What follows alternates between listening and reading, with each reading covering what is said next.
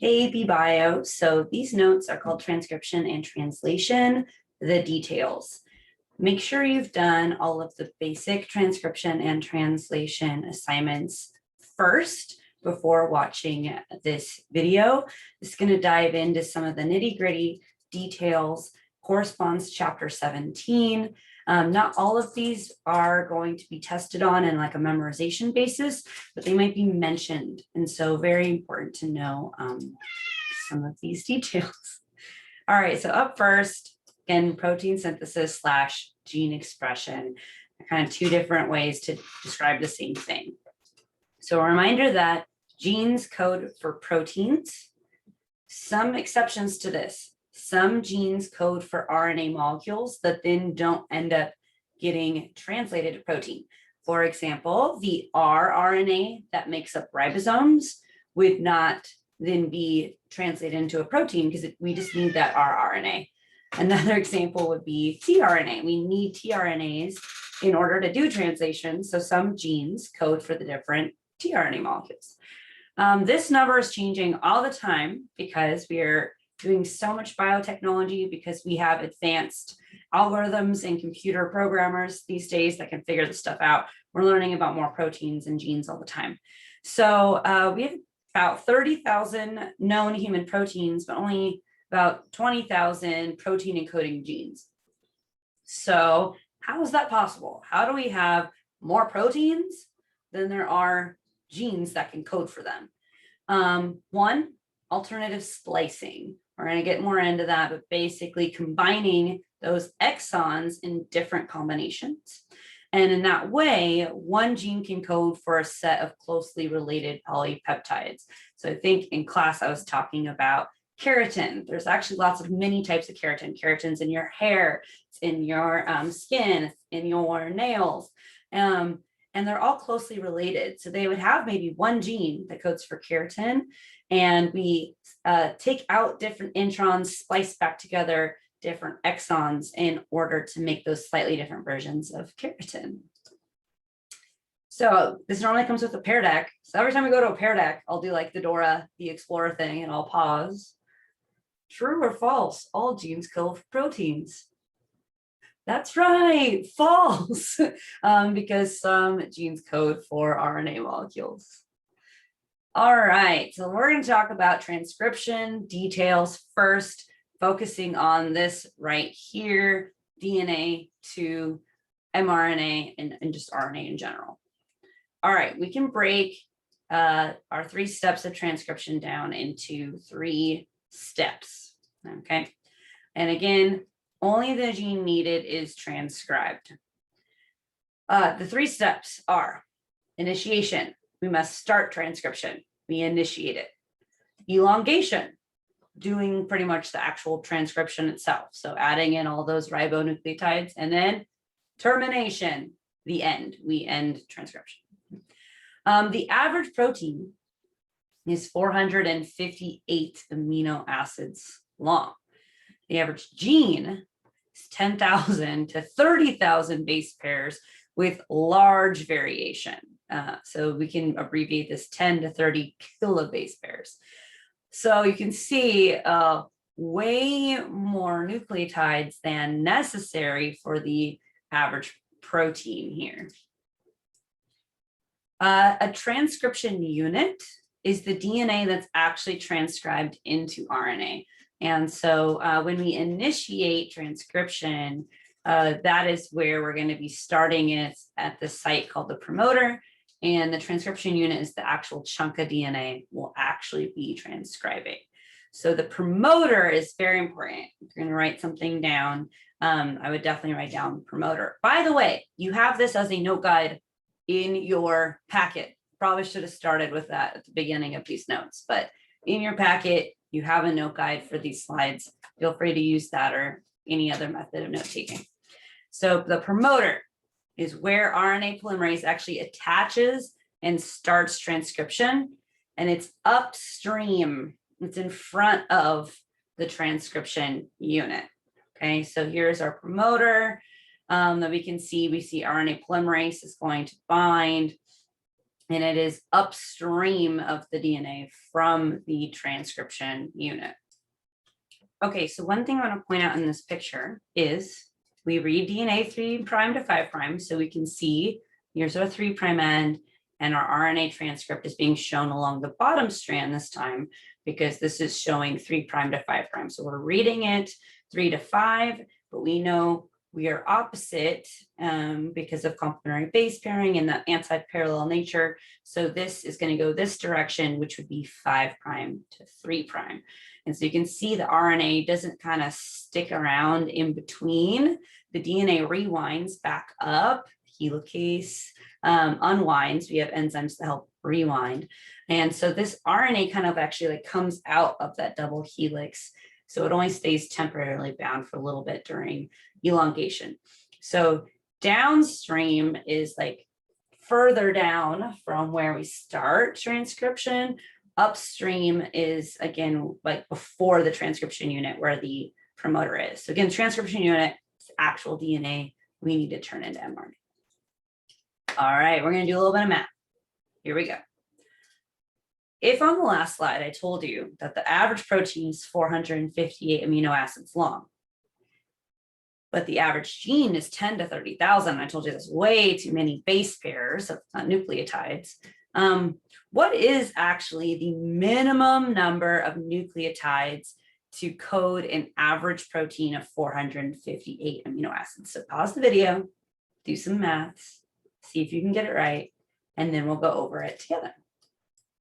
Okay, we're going to go over it now. So I'm going to actually use my little text box here. So we know a codon is 3 nucleotides. Okay, so we need 3 RNA nucleotides, okay, like CCC, UUU, AUG, in order to code for 1 amino acid. So 3 nucleotides, whether that be DNA or RNA, we take it directly from RNA, but we can count the base pairs in DNA too. But 3 nucleotides equals 1 amino acid in that trade-off when we're doing translation. So what do we have to do? That's right, multiply. And so we're going to take 458 amino acids times 3 nucleotides needed per amino acid. And when I stick that in my handy dandy calculator, I get 1,374 nucleotides. But wait, there's more. You might remember that with translation, we need a start codon. And that start codon is another 3 nucleotides. And the start codon is always AUG, and it always comes with the amino acid methionine. But that'd be kind of weird if every single protein that exists ever always has methionine on the end. So even though AUG always starts with methionine, eventually when we process proteins after we're done making proteins, after translation's over and we're modifying, a lot of times we chop that methionine off, okay? But we need that start codon in the first place to start translation. And then if we don't want that methionine there after, we just cut it off. But we need to include those 3 extra nucleotides, the 1 extra codon for start. So adding in that 3, okay, would give us 1,377. But what's that you say? You also need a stop codon. That's right. So stop codon. We need to stop translation. Stop does not come with a amino acid. And so the stop codons, I'm going to actually, they are UAA. I think I know this from memory. UAG, I think, and UGA. Now I'm going to pause the video and double check that my memory is not failing me. Don't even know why I doubted myself. So I brought up a codon table real quick. UAA, UAG, UGA. And we can see they don't also come with amino acids like AUG does. And so those are our stop codons. So I'll move that away now, but I wanted to be sure.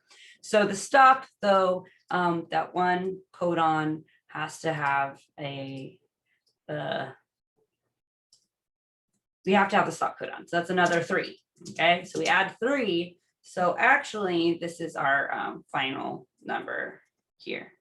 Okay, and so in order to have 458 amino acids, we would need a gene or a transcription unit that's at least 1,380 base pairs long or nucleotides long. We can say base pairs because we know it's double-stranded. Sometimes we just say nucleotides. So again, this number, way smaller than the 10 to 30,000 base pairs that are actually in most genes. So again, a lot of that information actually gets cut out and spliced back together, because if the average protein is only 458 amino acids long, and that means we have way more information than we need, if the minimum we need is only 1,380 base pairs long. By the way, if you don't understand this math I just did, rewind, watch this little part of the video again, or come see me for help. Problems like this are always on the AP exam. So that's good practice right there.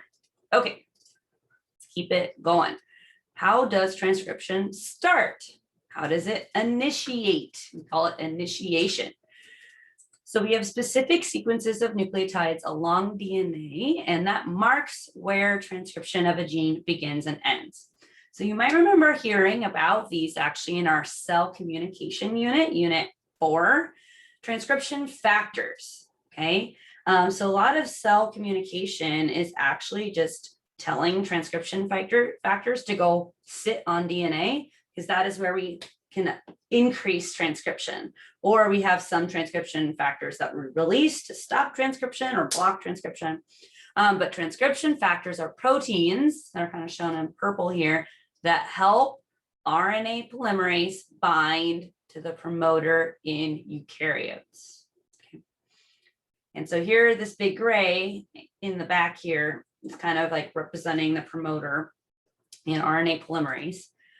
The promoter, okay, so we saw this on like one of the last slides too, okay, in RNA polymerase. The promoter, this is really fun. It's called the TATA box. Yes, tatas, yes. Because it goes TA, like this. That's literally the gene sequence. So the promoter has a special sequence called the TATA box, which is a DNA sequence of TATA, repeating TA, and then lots of A's on the non-template box, 25 nucleotides upstream from the starting point. And that's where transcription factors bind. So it's really weird. It's one of those really important discoveries that they made, that before the actual transcription unit, before the code we actually need, 25 nucleotides before that, we have this weird sequence of TATA, and that is where the transcription factors bind. That's why RNA polymerase binds, and that is what helps like find the gene in the code of DNA. So really weird, really cool. This is in eukaryotes, and so basically this picture shows it really well. This is straight from your textbook, chapter 17, if you want to read more about it. Here's a eukaryotic promoter. So again, on this 5' side, okay, so on the coding side, the non-template side, because we're going to read this 3' side, it says TATA, okay? Transcription factors bind there, helps RNA polymerase bind, and then RNA polymerase starts 25 nucleotides later, synthesizing 5' to 3'. Again, that's being read 3 to 5. Cool. So then we elongate this. Basically, we just do transcription. A little bit slower than replication, you might notice, only 40 nucleotides per second. And we can make mini mRNA transcripts of the same gene to make more of the same protein. So actually, RNA polymerase will kind of come through, make an mRNA, then go back. Because remember, we can use enzymes over and over again. So it's handy dandy things about enzymes. So RNA polymerase will make one transcript, then go back to that TATA box, transcription factors, and make it again, and again, and again, depending on how much protein you need. And so again, nice little picture. This strand of DNA just gets out of the way. It's the non-template strand. also known as the coding strand, because remember, it's going to match that RNA code because it's complementary, with the exception of T being replaced with U. But when you read this from left to right, you'll notice it says the same thing. It says C, A, and then the T switches to U, C, C, A, T switches to U. So the non-template strand is the coding strand, okay, because it matches the code. But the template strand is where the action actually happens, where we have this base pairing where RNA polymerase adds in ribonucleotides, and then that just peels off. Then we must end, termination. So now, similar to how we started at Tata, we end at a special place too. We hit a termination sequence in the DNA. In prokaryotes, as soon as we hit this special termination sequence, it just ends, okay? In eukaryotes, as usual, a little more complicated, a little more complex. Transcribes this AAUAAA sequence that signals proteins to bind. And then 10 to 35 nucleotides later, these proteins cut it free. So there's this special protein that comes along and cuts the RNA away from the DNA. And so again, there's a special code in there that signals. By the way, again, these are not the types of details that are going to be memorization-based questions on the test. So they wouldn't ask you to memorize AAUAAA. They'd ask you more of a like critical thinking test question about termination, or what if there was a toxin in the environment that prevented the proteins from binding that caused termination? So it's going to be more of that kind of question that hopefully you're getting more used to by this time of the year. All right, so take a moment, look back over what you just wrote down, and I want you to summarize some of these details that are brand new that we've talked about. What are some of these important things in transcription that you just learned right now?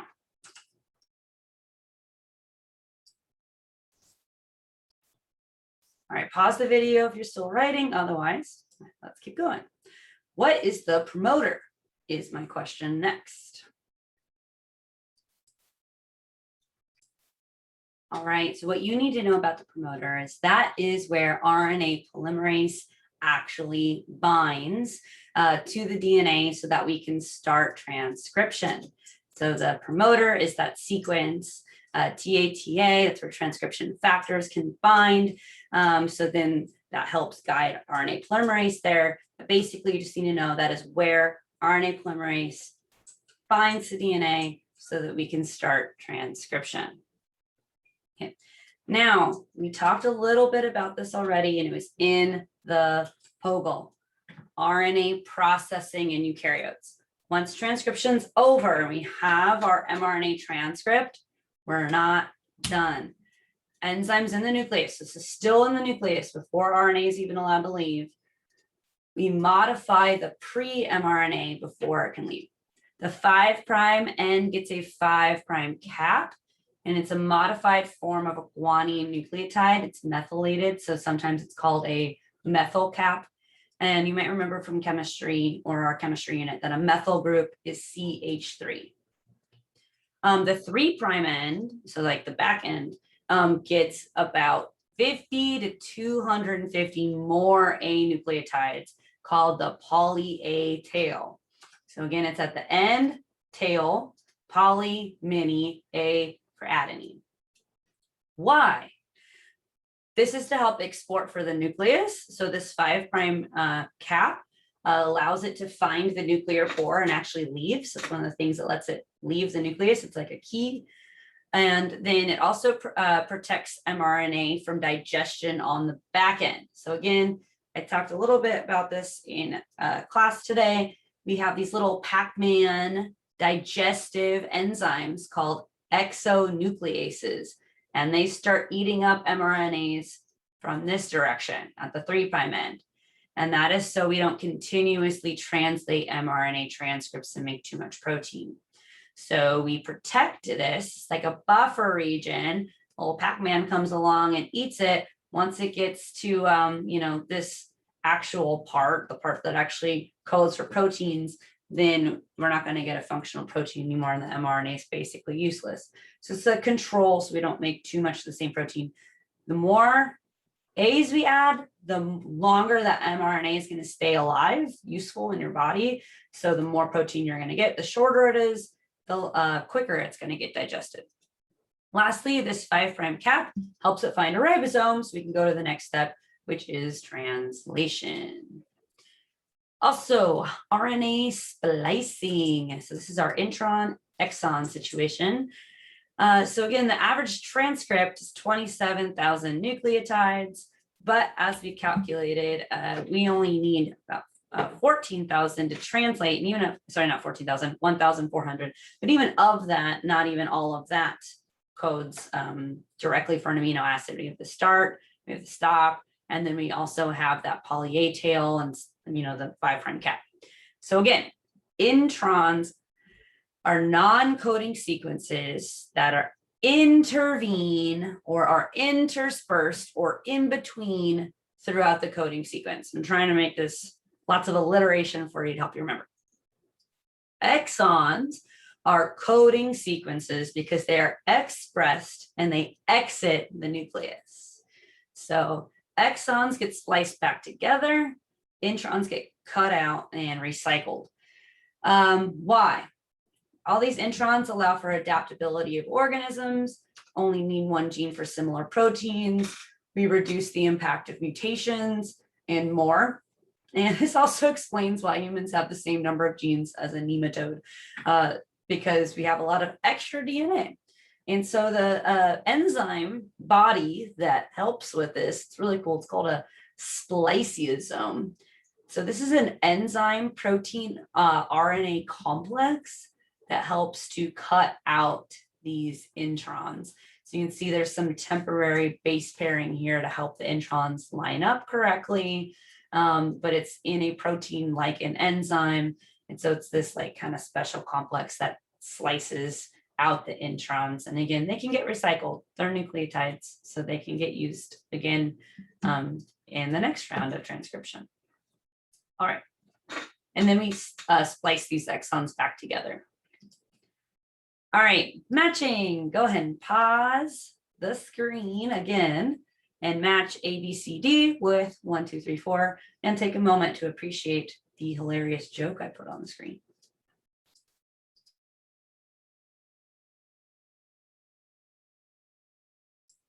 All right, let's go ahead and go over the answers here. So the 5' cap to start off with, that is going to help the mature mRNA attached to a ribosome, also helps it leave the nucleus. The 3' poly A tail protects from exonucleases. The introns usually, but not always, get removed from pre-mRNA. Exons are what are expressed. They get to actually leave the nucleus and get translated.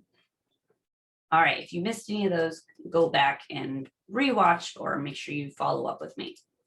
All right, now we're moving on to step 2, translation, mRNA to polypeptide, which is our primary structure of a protein. So we're actually moving from one language to another, nucleic acids to proteins, nucleotides to amino acids.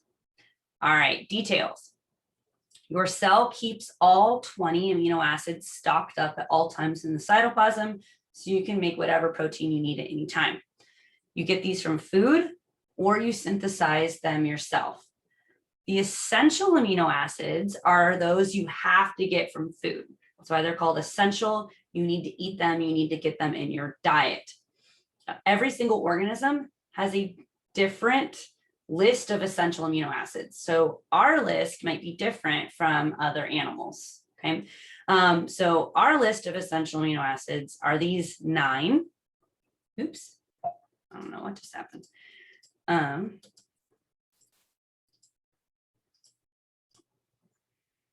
then the non-essential amino acids are amino acids that your body can synthesize from other chemicals in your food. So a little timeout to talk about evolution and natural selection. And so if you can easily get an amino acid or any other vitamin or mineral for that matter from your environment, say you have a lot of a certain fruit like oranges in that area, and you can get some vitamin or amino acid very easily, your body's gonna, over time, the population might not make that amino acid anymore if you can easily get it from your diet. Okay. And so that usually starts off of a mutation where, okay, we can't make histidine anymore, right? But if the organism that has the mutation survives and there's no effect, you might end up having an advantage because you don't need to actually use the energy to make histidine anymore. And that becomes really common in the population. Then all of a sudden you have, that organism can no longer make histidine because you can get it easily from your environment. So why spend energy, making it yourself? So that would be evolution happening over many, many years. And what's cool about this is we can actually look at evolutionary trees and see which organisms and how they're related based on like what amino acids are essential versus non-essential. So non-essential you can make on your own. And that is because they're not easily available in your diet. So your body has to make them. They're not going to make you hunt around trying to find things, otherwise you'll die. Essential amino acids are so prevalent in your diet that you get them. One note about that, though, humans evolved as omnivores. This is the list of things we get from protein, right? Historically, evolutionarily speaking, we get most of our protein from meat. So humans that choose to be vegetarian or vegan do have to be mindful that they do get all 9 of their essential amino acids since you're not eating meat. When you eat meat, you get all of the amino acids because you're eating an organism that's like you. You're eating meat, okay? So you're eating chicken or eating pork or beef or even a fish, right? They're going to have all the same amino acids because they have muscles and structures similar to us, right? You eat a plant, not the same case, right? And so plants do have a lot of the same amino acids as us, but usually not all 20. And so most plants are incomplete proteins, meaning you have to combine them together. So if you're a vegetarian or vegan, do make sure you eat a wide variety of protein sources from different nuts and seeds and soy and mushrooms and things like that, so that you're getting all of your essential amino acids, or talk to a doctor and make sure you're taking supplements or something like that. The easiest way to get all of your essential amino acids is to eat meat, but I know there's a lot of social conscience and environmental reasons not to. So you kind of balance what's proper nutrition, making sure you're getting all your amino acids with your other dietary concerns as well. So neat little diet and evolution situation there. Back to the molecular genetics at hand. tRNA, transfer RNA. I also like to call it the translator. It's a single RNA strand. It's about 80 nucleotides long. And we can see that's like, this very specific RNA sequence. And it carries an amino acid up here at the 3' end. Amino acyl tRNA synthetases, that one's fun, huh? Match up the correct amino acid to the correct tRNA. And there's 20 different synthetases for each of the 20 amino acids. So you have a special enzyme, amino acyl tRNA synthetase, for every single amino acid, and its job is to make sure the correct amino acid attaches to the correct tRNA. And the correct tRNA is the one that has the correct anticodon to match the codon on the mRNA it's going to help decode. Now, something a little cool, there's this concept called wobble, and this has shown up on AP exam before. There's only 45 tRNAs, but if you do the math on the codon table, there actually are more possibilities of codons than 45. So bringing up the codon table real quick, there are 64 combinations when we write mRNA into our 3-letter codons.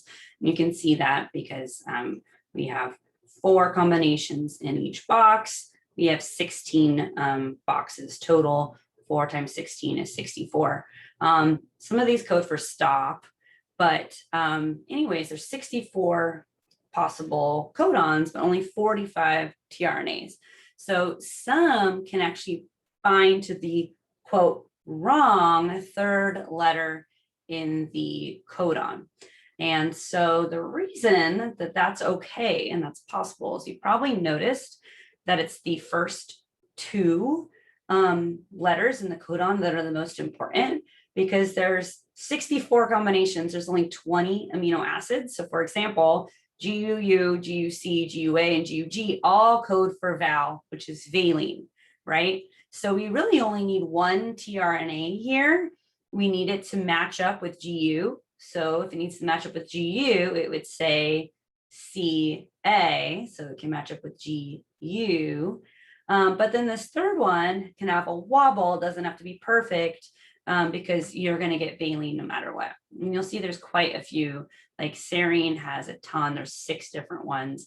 And so that's why we have fewer tRNAs, but more codon possibilities. All right, so you can't write on a little pear decky here, but what I want you to do is tell me, what is this dark green triplet called on the tRNA, this very important 3 nucleotide sequence? It is, you're right, an anticodon, okay? Because it's opposite the codon.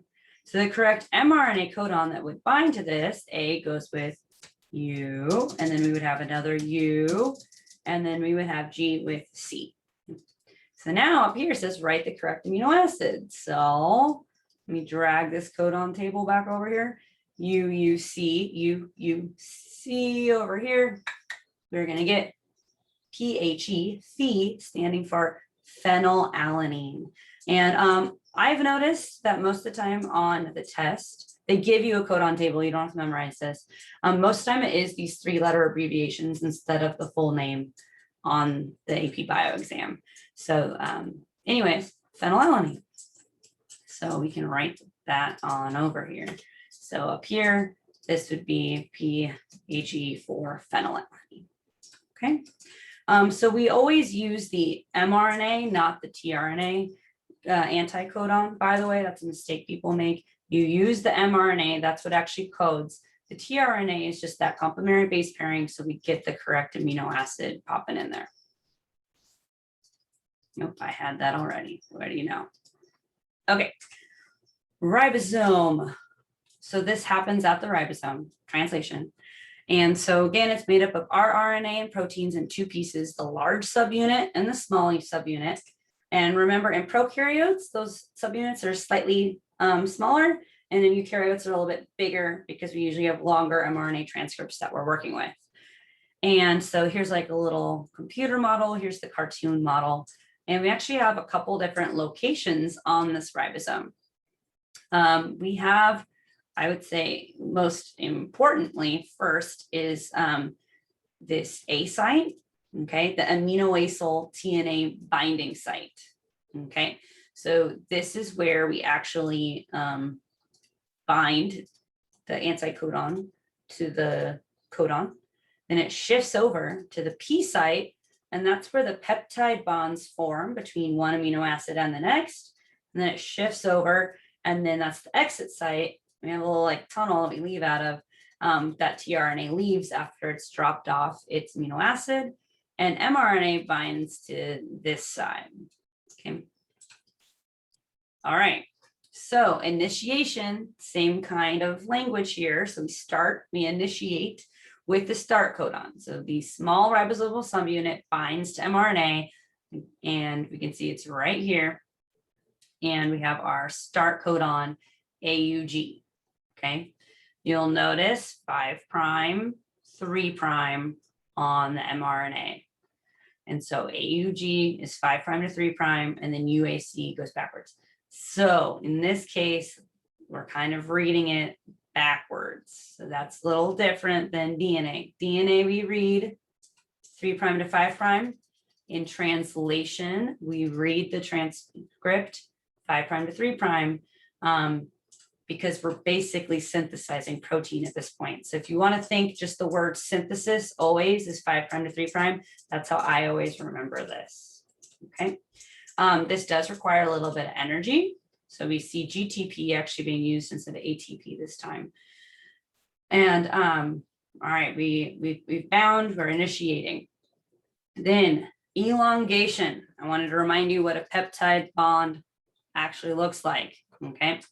So let's look at the little cartoon first. Okay, so codon recognition, and this new little tRNA comes in, the anticodon correctly matches with the codon in this very first site called the A site. And then we got to use some energy here. This first tRNA is kind of holding on to the growing polypeptide at this point. We transfer this growing polypeptide over to the tRNA that just came in, and we form a peptide bond. And so again, now coming over here, this would be like amino acid 1. You might remember center carbon, amine group, carboxyl group, okay? And then these are both glycine because I can tell they're really simple. They have this little H. This is the R group, can change depending on the amino acid. But what happens is dehydration synthesis. We take out water, you lose this OH and H, and then this bond between the C and the end that forms, smushing together those two amino acids, it's called the peptide bond. So we see now that polypeptide, many peptide bonds, polypeptide transfers here. So now this one can leave. So the whole little duo here shifts over. This one goes to the P site, this one goes, see ya. And then the whole thing continues and happens again. Okay. Oh, I answered this question already. So hopefully you remember, I'm taking out water. So it's an example of dehydration synthesis. Okay, so we're synthesizing by removing water.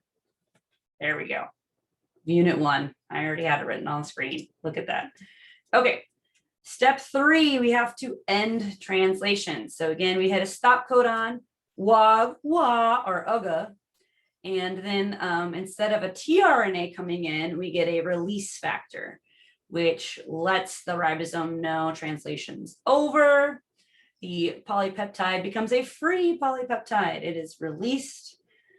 And then the ribosome units kind of let go of the RNA, and then that RNA can be translated again to make another polypeptide, or it might get broken down by exonucleases. Okay, so now we have a polypeptide. What next? So again, we're still not done. So many little steps. This is happening in your body right now. Protein folding. Make sure you review that primary, secondary, tertiary, quaternary. We fold it up. We can modify certain amino acids by adding sugars, lipids, phosphate groups, things like that, depending on what we need. Enzymes can remove amino acids from the leading amino end. Like I mentioned, we want to slice off methionine if you don't want methionine starting off every protein. And remembering back to unit 2, free ribosomes that are in the cytoplasm, the ribosomes that kind of float around, they make proteins that stay in the cell. So they're pretty much done at that point and they can do stuff. Bound ribosomes on the rough endoplasmic reticulum make proteins that travel through that endomembrane system and can exit via exocytosis. You might remember that pathway that we studied where we make the protein on the ribosome and we can modify it in the ER. Then it travels in the little vesicle bubble of a phospholipid bilayer to the Golgi apparatus, where it can get modified again, tagged for export, and then we leave the cell via exocytosis. So which is which? Okay, and I will help you do this. Pause the video. Which of these are transcription? Which of these are translation? Which of these apply to both? Okay. So for transcription, I'm going to start with that with my color coding. That is going to be top box. Okay, that is our promoter. Okay. Poly A tail added to our mRNA transcript. That's going to be part of RNA processing right after transcription, before it leaves the nucleus. Same thing with that 5' cap. That's RNA processing before it can leave the nucleus. Promoter is in transcription. It's at that top box in eukaryotes. Okay, it happens in the nucleus. We are taking DNA, turning it into mRNA, and that requires the enzyme RNA polymerase. And we've got to cut out the introns before that RNA can leave. All right, let's go to translation next. In translation, you need to use the codon table. Your body doesn't need a codon table. We need a codon table to figure it out. It happens at the ribosome. It starts at AUG, bringing in that methionine. It involves tRNA, that anticodon matches with the codon, brings the correct amino acids, and those tRNAs also help those CN peptide bonds form. So the ones I did not, I didn't even follow the directions. I was supposed to circle. Instead, I went with the color coding. You get the idea. All right, my stars. Both follow these 3 steps. Initiation, they have to figure out a way to start. Elongation is when it's actually happening, and they all need a way to end. And both involve mRNA. We make the mRNA in transcription, we translate it in translation. So pause the video if you want to write this down, make a little compare contrast table, Venn diagrams, be really helpful for like a little study guide type situation. Okay, we're almost done. Summarize. I want you to take a moment and summarize what the main similarities and differences are between transcription and translation. Any other details I didn't ask about that you think are important to kind of delineate so you remember which is which. So pause the video, do that. And we're all done. So I hope this was helpful. I know it's a lot of detail. Again, you're not going to be asked a lot of memorization questions, but some of this stuff will definitely show up in different questions in different capacities. And if you want to learn more, chapter 17 has a lot more information, and some of the videos besides mine, like AP Daily, can help with this as well. So I hope that was helpful.